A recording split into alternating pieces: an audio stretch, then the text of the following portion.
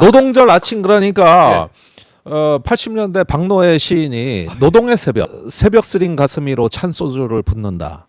이러다가 오래 못 가지 이러다가 오래 못 가지 하면서 시작되는 노동의 새벽의 시가 생각나는데 그 노동의 새벽이 고된 노동의 새벽이 40년 후에 조금 더 풍요로운 노동의 아침으로 변했구나. 그런 점에서 오늘 아주 좋은 스타트라고 생각돼요. 이 어려운 시절을 겪으면서 이 유튜브는 시민과의 끈끈한 연대와 소통의 자리였다. 예, 그런 면에서 많이 그리웠어요.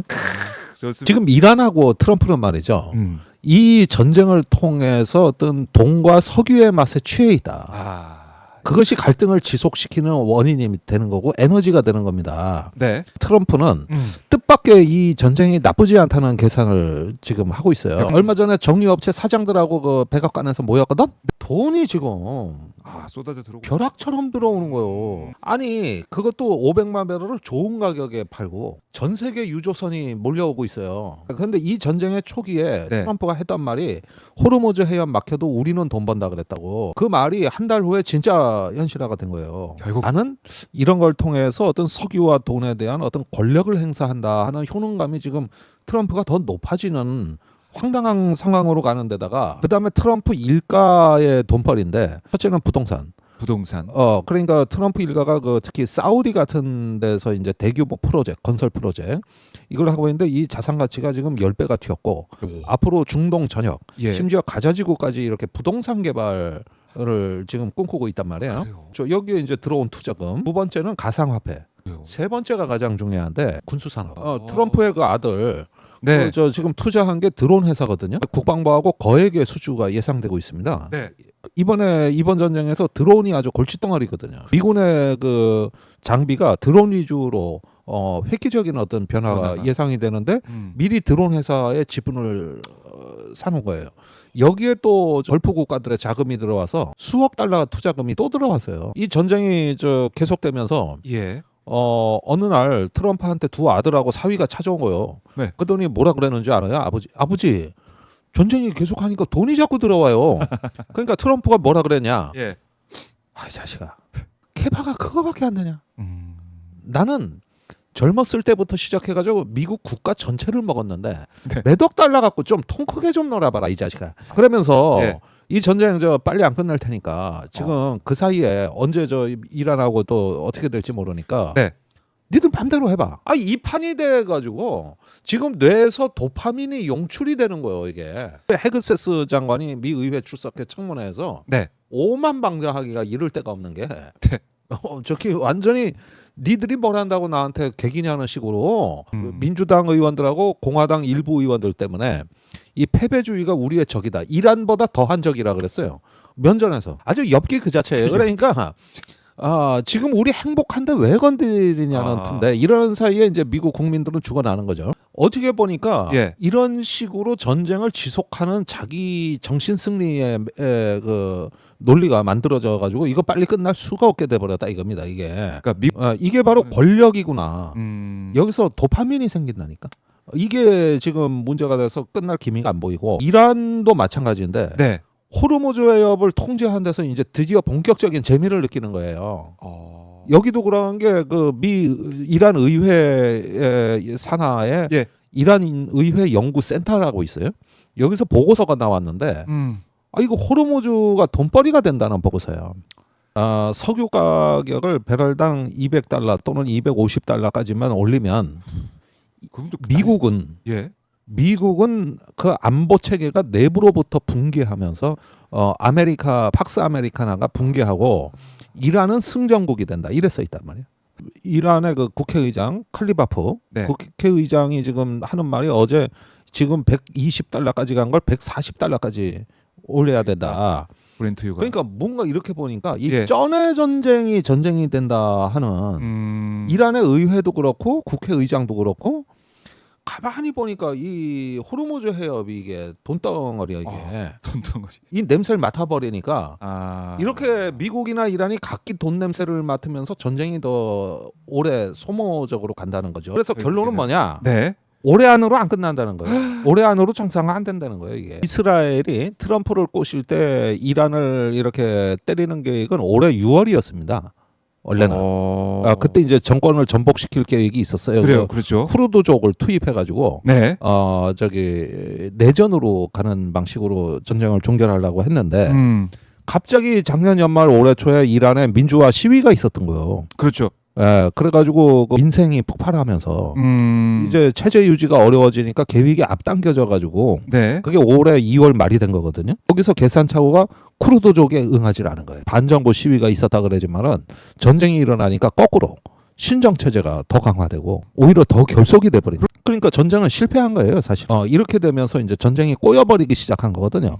그러니까 트럼프는 이스라엘 꼬임에 넘어가서 이 전쟁을 할 때는 네. 처음에 전쟁할 때 3, 4주면 된다 그랬고 뒤에는 4주에서 6주면 된다 그랬거든요.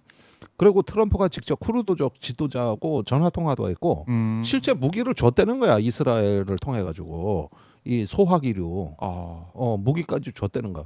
근데 안 움직여. 그다음에 이란이 정권이 전복이 안 돼. 이런 사이에 뜻밖의 호르무즈 해협이 막혀버린 겁니다. 이런 상태가 되니까 처음에는 거의 정신분열 상황까지 갔었다고. 네. 그러고 왜 미국의 전투기 하나가 추락해가지고 조종사 2명이 실종됐을 때 이때 거의 미쳤었다는 거거든.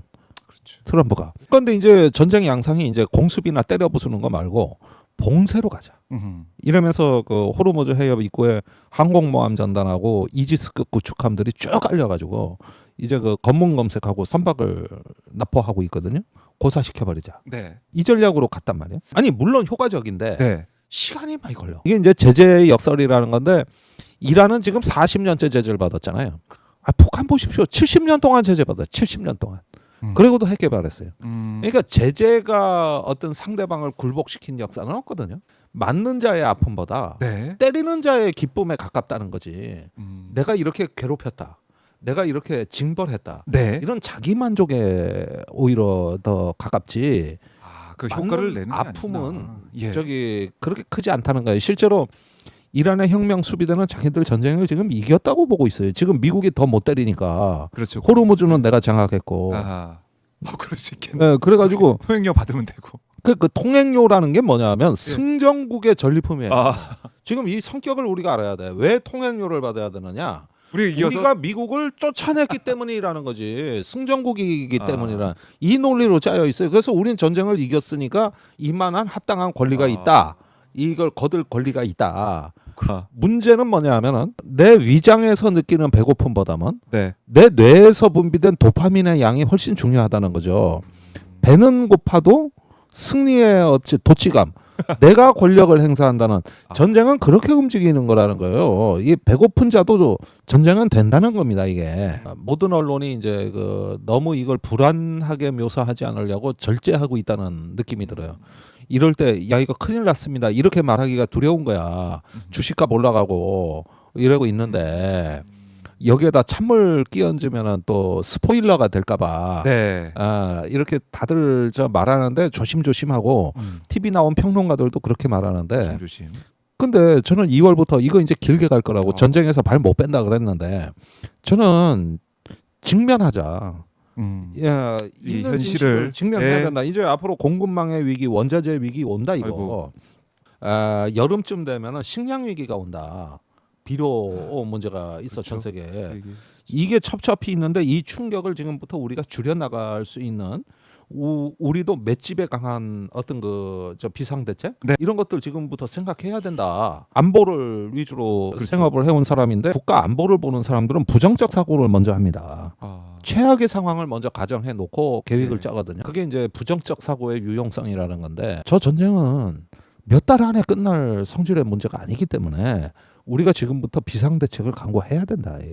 그러면 이 상태로 이제 계속 가면은 이란은 자연적으로 고사한다. 이런 믿음이죠. 이것도 이제 환각인데 북한은요 300만이 굶어 죽으면서도 이 제재를 견뎌냈습니다. 30년 전에. 그때 모든 지원이 다 끊겼거든. 그때 300만이 죽었어요.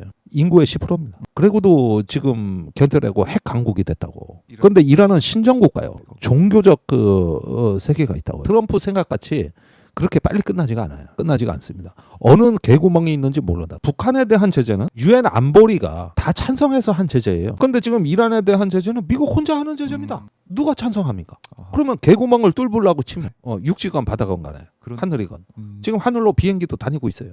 저 적나라하게 얘기하자면 예.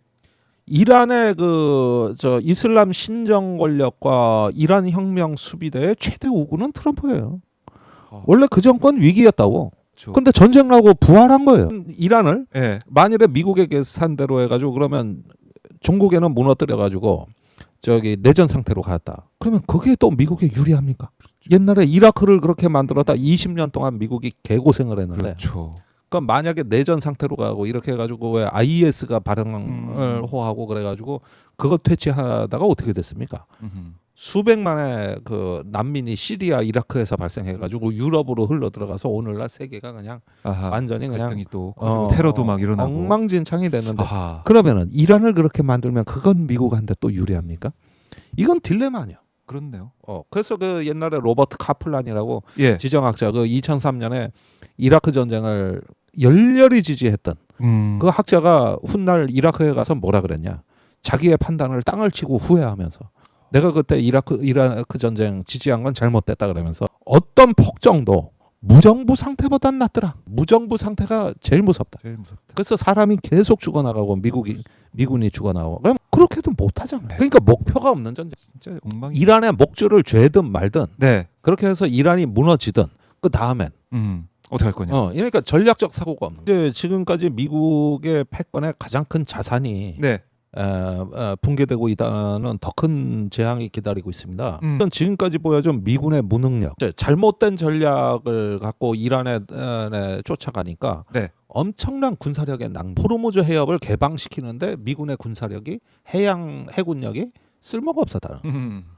이게 저기 미국의 해군력은 말하자면 어떤 블루워터에서 작전하는 해군이에요. 이걸 대양 해군이라 그래. 블루워터라 그러면은 깊은 바다. 이렇게 보이는. 그렇지. 대양 예. 해군이라고 하는 건데 호르무즈 해협은 블루워터가 아니라 브라운워터. 흙탕물. 그러니까 브라운워터에서의 작전은 네. 연안 전투함이나 아하. 작은 고속정이 작전을 하는 데거든요. 그렇죠. 그다음에 기뢰 제거 능력이 있어야 되고. 근데 이 능력이 미군이 하나도 없고 이거는 말이지 수백 톤짜리 작은 고속정 이걸 그 모기 함대라 그러는데 지금 이란이 갖고 있는 거. 그거 타고 가서 마치 납포를 하더라고요, 선박을. 네. 그런데 그런 함정이 더 유용하거든요. 근데 무슨 7,000톤, 10,000톤짜리 함정을 쳐박아 놓으니까 할 줄 아는 게 없네. 이 큰 함정이 안 되는 거예요. 우리가 저기 NLL을 서해에서 방어하는데 네. 우리 한국 해군이 하는 게 큰 구축함이나 초계함으로 하는 게 아니라 네. 고속정, 참수리 고속정으로 지키는 거예요. NLL을. 그 백령도 연평도에 큰 함정 갖다 놔봤자 더 위험해. 그래서 천안함이 갔다가 어떻게 됐어? 지금까지도 논란입니다만은 거긴 그런 함정이 가는 데가 아닌데 그거 갔다가 그냥 완전히 비극적인 사태를 맞이한 거 아닙니까? 그런데 고속정에 가면 그렇게 안 당하거든. 그 작고 빠른 거. 네. 그 누비고 다니는. 그래서 200km 길이의 서해 NLL을 한국 해군은 완벽하게 지키는데 160km밖에 안 되는 호르무즈 해협을 미군 항공모함 3개하고 구축함 27척이 가지고 지키기는커녕 근처에도 못 가. 그렇네. 이러는 무능력. 그리고 연안 전투함하고 기뢰 제거 능력이 네. 그 삼류 국가 수준이라. 할 수가 제대로 할 수가 없었어. 이게. 예. 그러면 이걸 할 줄 아는 게 나토 국가하고 일본의 능력이 있는데 안 도와준다는. 그러니까 동맹과 떨어진 미국은 종이 호랑이라는 거예요. 이게 항상 동맹과 함께 할 때 강했거든요. 그렇죠. 한국, 일본, 나토하고. 예. 근데 동맹하고 떨어진 미국이 되니까 우리가 저렇게 무능할 수가. 아하. 우리가 우크라이나 전쟁 지난 4년간 보면서 드론이 현대전의 대세다. 이런 거 무수히 얘기를 했는데. 맞아요. 아니 이번에 그 걸프 국가들의 드론 날라오고 이러는데 보니까 방어 체계가 사드, 패트리어트, 아이언돔 이건. 패트리어트 미사일은 2발을 발사해서 하나의 표적을 맞추는데 대당 400만 달러니까 2발이면 800만 달러예요. 800만 달러. 그러면 3만 달러짜리 드론 하나를 요격하려고 800만 달러를 쏘다가 이제 그것마저도 다 소진돼 버렸거든요. 결국은 이 전쟁 중에 무슨 일이 일어났냐 하면은 젤렌스키한테 방어 드론을 빌려가지고 여태까지는 미국이 우크라이나를 원조하는 줄 알았더니 지금 이제는 그 러시아 드론에 지긋지긋하게 당한 우크라이나의 노하우에 손을 벌리고 그러니까 드론 생산도 지금 어마어마하고 우크라이나가 지금 생산도 해내고 있고 그러니까 전략도 그 잘 알고 있고 요격 드론을 갖고 있거든. 이걸 빌려달라는 거거든. 참 이것도 참 아이러니하네요. 그러니까 예. 미국이 견디다 못하다 가지고 이제 좀 빌려줘 이러고 있다는. 플로리다에서 미군이 지금 드론 공격 방어 전술을 시작했다고 뉴스에 나오더라고. 새로운 이제 시작한 거야. 그러니까 현대전에 맞지 않는 무기 체계 이런 것들이 겹치다 보니까 군사적 성과를 못 내는 거야. 반면에 스마트 폭탄하고 인공지능은 마구마구 의존을 했거든요. 거기에는. 이번에 예. 그러니까 이거는 공습에서 성과를 냈다는 건데 13,000개의 표적을 했다는 건데 그거는 이제 가시적 표적은 때려잡는데 일정 정도 역할을 했지만 비가시적 표적 비가시죠. 지하에 지하에 있는 거. 인공지능이 선사하는 승리에 대한 환각 일종의 어떤 할루시네이션을 예. 인공지능에서 이게 제공하는 것을 그대로 의존해 버리는 거죠. 그래서 이 주범이 그 저는 팔란티어의 네. 그 군사 시스템 메이븐 시스템하고 그다음에 클로우드 네. 이 시스템을 도입을 해가지고 이게 이제 그 군 최고 사령관하고 대통령한테 네. 브리핑되는 하나의 그 저기 수학적 모델, 네. 합동 전투 모델을 저기 제공을 했는데 여기서 이제 손쉬운 승리에 대한 환각이 생겨났다. 할루시네이션이. 인공지능의 폐해가 이 전쟁에서 아주 적나라하게 드러났고. 그래서 지상전을 못하는 미군은 이젠 전 세계에 억지와 방어 능력에 신뢰성이 없다. 역대 미국이 실패한 건 대부분 지상전 능력의 실패라는 거죠. 2차 대전 때도 노르망디 상륙 작전을 하고 뭐 그 히틀러 그 마지막 괴멸한 결정적 전투가 그게 하긴 했는데 미국이 네. 너무 늦었다는 거야. 너무 늦었다. 그 전쟁 막바지에 했다는 거야. 전쟁 초반에나 중반에 그걸 했었어야 되는데 지상전을 꺼리다가 2차 대전에서 그 많은 피해를 받아. 그럴 수 있겠네. 그 뒤에 한국전이나 베트남 전쟁에서도 지상전에서 네. 미군이 주로 실패를 했다는 거죠. 공중전은 화려했다는 거야. 그러다가 어느 순간부터 그 지상전도 안 하는 걸로 갔다는 거지. 근데 이번에 이란 전쟁에서 보면은 미국이 치른 이제 역사상 전쟁 중에 이렇게 지상전이나 상륙전을 애초부터 배제한 최초의 전쟁이라고 봐도 돼요. 이란 전쟁은 하나의 어떤 정권을 교체하고 네. 중동이라는 지역의 질서를 바꾸는 하나의 거시적인 기획이 들어가야 되는 전략적인 전쟁인데 여기서 지상전, 즉 결정적 전투 능력을 거세시켜버린 네. 이런 어떤 그 반신불수의 미군을 투입해가지고 피를 흘리는 거를 거부해버리는 제한전을 하고도 성공할 줄 알았다는 건 이 뜻은 뭐냐? 이거는 인공지능이 제공한 환각에 취해버렸다는 거고 이런 네. 지도자가 미국의 대통령이라는 게 끔찍한 거면 이런 식의 장기전이 계속되고 나면은 세계의 다른 지역에서 또 하나의 전쟁이 일어날 수도 있다. 그러면 3차 대전이 되는 거예요. 중견국 연대가 이제 나오는 수밖에 없는 거죠. 이것만이 유일한 답이라는 거예요. 그래서 영국, 프랑스가 지금 회의를 소집하고 우리도 들어가잖아요. 맞아요. 이제 전국 시대에 있었던 합종이냐 연횡이냐의 선택의 기로에 놓인 건데 그때 그 6개 나라가 진나라와 각기 동맹을 맺어서 천하의 평화를 달성하자는 네. 일종의 연횡 전략이 있었죠. 그런가 하면 진나라를 빼버리고 6개 나라끼리 연대를 하는 합종 전략이 있었던 거 아닙니까? 이 두 개가 논쟁을 하다가 결국은 다 망했죠. 진나라가 싸그리 다 정복해버려가지고 네. 이제 진시황이 천하를 통일했는데 우리 경우에 이제 미국은 그런 진나라가 아닙니다. 말하자면 쇠퇴하는 제국이란 말이에요. 어떤 그 동맹의 논리가 퇴색하고 예. 어떤 그 중견국 연대 연합의 논리가 이제 부각되고 있는 거거든. 이재명 정부가 이란 특사를 보낸 건 아주 획기적인 일이라고 봐요. 전 네. 세계에 특사 보낸 나라는 우리나라밖에 없어요. 엄청난 미국에 대한 메시지예요.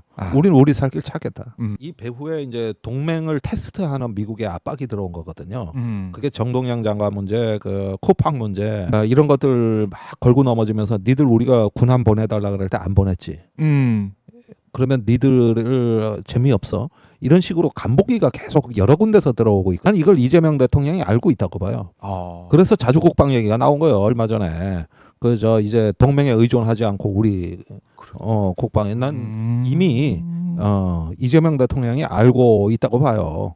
그러니까 이런 상황까지 갔을 때 우리가 지금 상당히 그 심각하게 봐야 되는데 최근에 이제 엔트로픽에서 나온 네. 새로운 성능의 인공지능인데 다 뚫어버린다는데요? 이게 전 세계 모든 방화벽을 다 뚫어버릴 수 있는 너무나 성능이 뛰어나가지고 근데 이걸 미국의 국방부하고 미국의 이제 정보국 국가안보국 네. 여기서 관심을 갖고 이제 그 테스트를 하고 있다는 거거든요. 그래가지고 실제로 이걸 갖고 미국의 방화벽을 만드는 프로젝트가 시작이 됐다는 거예요. 이 뉴스가 너무 좀 걱정이 돼. 미국은 전 세계 어느 국가 어떤 망이든 다 뚫어버릴 수 있는 어마어마한 무기를 손에 쥐는 거예요. 동맹국을 줄 세우는 방법은 네. 이 프로젝트에 들어와라. 말 잘 듣는 나라나 말 잘 듣는 기업부터 예. 열어주겠다. 안 그러면 니들 보안 방화벽은 우리한테 다 뚫린다. 이런 식으로 주로 새로운 사이버 인공지능 질서로 국제 질서를 만들어 버리는. 그러니까 우리가 이러면 때문에 미국하고 척을지기도 어려운 요인들이 몇 가지 새로운 핵무기라는 거예요. 아니 이번에도 AI가 그 이란의 CCTV를 다 털어버리면서 그 정권을 참수해 버리는 이런 어떤 능력을 보여줬지 않습니까? 여기는 어떤 법도 없어요. 그렇죠. 인공지능은 국제적으로 무법지대입니다 이게. 그러니까 이래 앞으로 트럼프나 푸틴이나 시진핑이나 이런 권력자들의 어떤 일종의 할루시네이션 환각은 뭐냐면은 네. 기술을 이용한 새로운 감시 권력을 내가 손에 쥘 수 있다는 이런 데서 주로 야망을 갖고 있단 말이에요. 지도자들이. 일상을 지킨다는 건 정말 소중합니다. 일상을 지킨다. 제가 아파서 한 6개월 동안 쉬어보니까 네. 그동안의 일상이 얼마나 소중했던가 이런 점에서 이제 절실하게 깨닫잖아요. 그렇죠. 그다음에 우리한테 남아있는 시간이 얼마인가 이런 면을 생각해 보면은 자기 인생에 대해 진지해지거든요. 네. 우리가 정치와 국제 질서도 그래야 되는 거거든요. 네. 너무 이렇게 어떤 그 증오, 혐오 이런 부분들에 많이 지쳐 있으신데 맞아요. 이제 남아있는 시간을 생각해야 되는데 그 폴 칼리니티라고 네. 저기 지금은 사망한 외과 의사인데 2015년에 35살의 나이로 사망을 했거든요. 예. 근데 외과 의사인데 어느 날 의사에서 졸지에 환자가 된 거죠. 그렇네. 아프니까 아파서. 폐암이었거든요. 폐암이었어요. 그게 이제 뇌로 전이가 되면서 아이고. 그래가지고 이제 그 마지막에 자가 됐고. 죽어갈 때 그 저기 수기를 남겼다고. 그 숨결이 바람이 될 때 자기의 남아 있는 시간이 얼마일까? 이 폐암 선고를 받고 쭉 외과 의사가 쓴 이게 이제 미국 사회에서 센세이셔널한 반응을 일으켰던 거거든요. 이 의사가 이제 뉴욕 타임즈에 기고한 칼럼이 네. 나에게 남아 있는 시간은 이렇게 하면서 이 뇌암 선고를 받고 2년을 더 살았는데 네. 그때 이제 레지던트 그 의사 레지던트의 마지막 해에 암 선고를 받은 거거든요. 근데 끝까지 그 레지던트를 마칩니다. 투병하면서. 예, 투병하면서 레지던트를 나는 이 길을 끝까지 가야 된다. 근데 모든 거를 다 접고 침전하는 게 아니고 네. 일상을. 내가 주어진 일상을 나는 이 암이 얼마나 나에게 시간을 줬는지 보지만 끝까지 가겠다. 그래가지고 레지던트를 마치고 그 와중에 집필을 한 게 이 책이에요. 그 다음에 얼마나 남아있는 시간이 모른다는 그 불확실성 때문에 오히려 우리가 자유로운 거다. 그 불확실성 속에서 인간은 불안하기도 하지만 비로소 자유로워진다. 지금 세계는 이 전쟁이 얼마나 끝날지 모른다. 그렇죠. 그리고 바로 안 끝난다. 불안정하다. 그렇네요. 그러나 그 불안정한 것 속에서 우리 국가의 생존 의지와 자유라는 것을 생각할 수 있는 기회가 온 것이다.